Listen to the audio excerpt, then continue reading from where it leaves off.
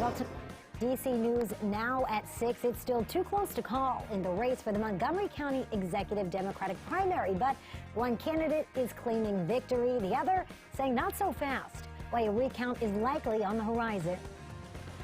The yeas are 50, the nays are 50. The Senate being equally divided, the Vice President votes in the affirmative, and the bill, as amended, is passed. The Senate's own night vote-a-rama by climate change activists and economists have reason to celebrate this evening. Your news at 6 starts right now, but first, here's meteorologist Scott Sumner with a look at your weather. All right, I tell you what, Marielle, it has been another hot and humid afternoon. Well, I don't have to tell you that. You were outside, I'm sure, and you felt it. And once again, some storms have popped up across the area. I'll show you the latest radar, give you the forecast for tomorrow and beyond with my full 7-day. Good evening and thanks for joining us for DC News Now at 6. I'm Marielle Carbone. We begin tonight with some breaking news. Confused and frightened. That is how several people felt after reports of shots fired at Tyson's Corner Mall. Now, Fairfax police say they found no evidence of a shooting. Our reporter Yamari Sese was on the scene and she has a breakdown of just exactly what happened. Yes, several people were left confused after they saw people running inside Tyson's Corner Mall. And one man even told me the whole situation is a little concerning after the shooting that took place here back in June. Around 3 p.m. on Sunday, Fairfax County Police responded to Tyson's Corner Mall for reports of gunshots inside. And all of a sudden, I just see a swarm of people going out to the parking lot, and some people were saying there's a fight, there's a fight. Other people were saying there's a shooting. When police arrived, they cleared the mall and began investigating. They discovered the loud noise was actually a light fixture that fell inside the mall. But the chaos left a lot of customers worried since there was a shooting earlier in the summer. I thought, here we go again. It's the second time this summer, but who knows? That's why I was concerned, because I knew about the other shooting. I wasn't too scared, luckily, but it was just confusing for everybody. The mall has reopened and they are operating as normal. Reporting in Fairfax County, Virginia, I'm Yamari Sese, DC News Now. Well, 12 people are without a home tonight after an apartment fire in southeast D.C. It happened overnight on South Capitol Street. D.C. Fire and EMS say that several of the apartment units are unlivable due to water damage and the utilities being shut off in the building.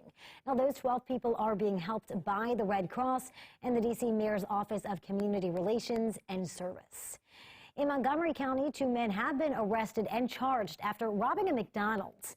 Police tell us 21-year-old Zachary Kinnell and 20-year-old Brian Lezzie were in a drive-thru at the Kensington restaurant when one of them got out of the car, pointed a handgun at the cashier, and stole money right from the cash register through the window. Officers later found a car that matched the description at another McDonald's. That's when Kinnell and Lezzie were arrested. They faced charges of armed robbery. Well, new tonight, a woman was killed on I-70 in Maryland after getting out of her car on the highway. This is a live look at that area. According to Maryland State Police, troopers received a call about concrete and metal materials blocking the interstate yesterday morning.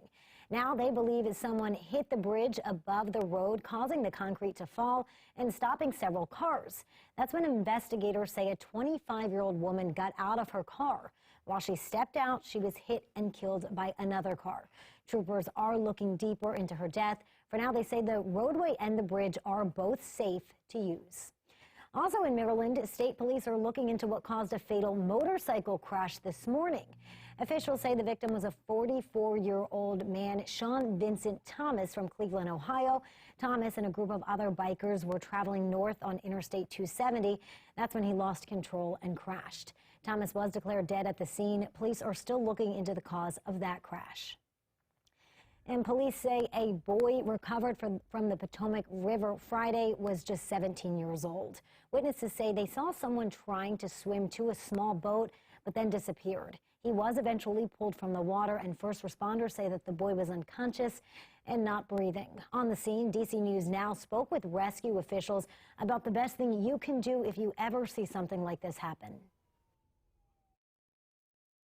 It is difficult. What we always ask people, if people see somebody in distress in the water, to stay on the scene and to point us towards where they last saw the victim. That makes a big, big difference. Now, crews were searching on the scene for hours before the boy's body was finally found. In Hagerstown, a fight between a father and son on Saturday leaves one dead and another injured. 58-year-old Thomas Dorsey is charged with first and second-degree murder as well as multiple counts of assault. Police say a fight broke out between Dorsey and his son, which led to Dorsey fatally stabbing a third person who is a friend of the son and was also involved in that altercation. Another person suffered minor cuts. It's unclear exactly who that person is. Well, the heat sends 8 people to the hospital in Stafford County. It happened after a public school convocation in Stafford County. More than 4,000 faculty members were meeting at the Fredericksburg National Stadium for the event, which started at 9:30, but by 11 a.m., the heat rose to extreme levels, sending 8 people to the hospital with heat-related illnesses. 80 more were treated. We're told none of those treated were students.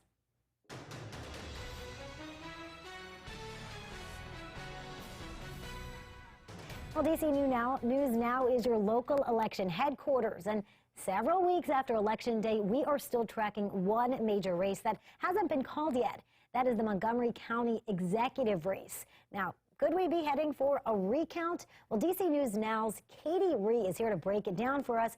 And Katie, what is the latest on this? Nearly 3 weeks after primary election day, candidates Mark Elrich and David Blair are only 42 votes apart, and the Associated Press has deemed this race too close to call. Incumbent Mark Elrich is currently in the lead, and all ballots are expected to be counted by the end of today. Local election officials say Montgomery County has trailed behind the rest of the state in the counting of ballots due to the high volume of mail-in ballots, as well as the Maryland law preventing election workers from counting those ballots until 2 days after the election. But with numbers so close, a recount isn't out of the question. According to Maryland election law, the trailing candidate may request a recount within 3 days of the certification of the vote. The Associated Press says the current margin of difference is less than 1%, actually 0.03%. But if that margin grows to more than 5%, a recount will not be allowed. And in 2018, Elrich beat Blair for that executive seat by just 77 votes. And David Blair has requested a full recount of those ballots. No word yet on when that count will be completed. So make sure you stick with your local election headquarters for the latest on that race. For now in the studio, Katie Ree, DC News Now. Well, 2 online puppy retailers have officially been banned from selling dogs. Maryland Attorney General Brian Frosh announced the state has reached a settlement with online puppy retailer Maryland Puppies Online. The retailer's website has been taken down and now redirects to this page. It comes after accusations that the company's owners continue to sell dogs after the No More Puppy Mills Act, which was implemented and banned those types of sales back in January of 2020. Maryland Puppies Online will also have to pay a civil penalty of $75,000. Now, in a statement sent to DC News Now, Attorney General Brian Frosh says in many puppy mill operations, dogs are treated poorly, are raised in unhealthy living conditions, and suffer poor health. With this settlement in place, eligible consumers can receive refunds.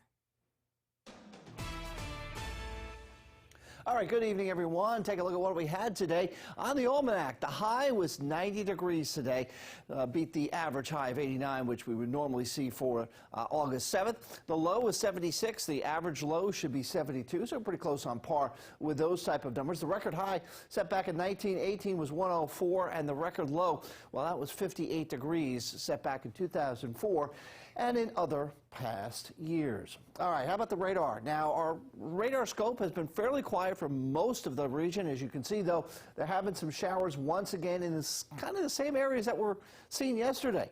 And I did talk about that yesterday, really along the I-70 and I-81 connectors there, right there at the intersection of those 2 major highways, and then down towards and north of Martinsburg at this point in time. We move a little bit further down towards Strasburg and Woodstock, Edinburgh, and Mount Jackson, is seeing some showers, thunder, and lightning in that general area, again, in the Shenandoah Valley. Now, elsewhere, though, we have been fairly quiet and sunny, so the weekend overall hasn't been too bad. And if you're doing a little grilling now or over the next couple of hours, it should be dry in and around the D.C. region, mostly clear to partly cloudy skies and temperatures hovering between the middle and upper 80s. Although tonight it's going to be quite muggy out there once again. The fans are going to be blowing around here and blowing that air to keep you cool, if not having the AC on here as we go throughout the next 24 to 36 hours. As far as the temperature outlook, though, we are looking at some cooler air to build on in. As you note by the shade and the legend here, the lighter blues and then the darker shades of blue, well, you get a little colder as you go through each different shade of color. What does that mean for you and I? We'll have to explain that here with the 7-day forecast in just a few minutes. But again, continued muggy tonight. It'll be hot and humid and sticking around that heat anyway for a couple of days. Front arrives though by midweek and a beautiful end to the week. We'll break it down for you with that 7-day in just a few moments. Well, coming up on your news at 6, former President Trump made his official appearance at CPAC on Saturday. What he had to say about the future of the Republican Party. And we have all been enjoying those lower gas prices, but how much longer can we expect it to last? What you need to know after the break.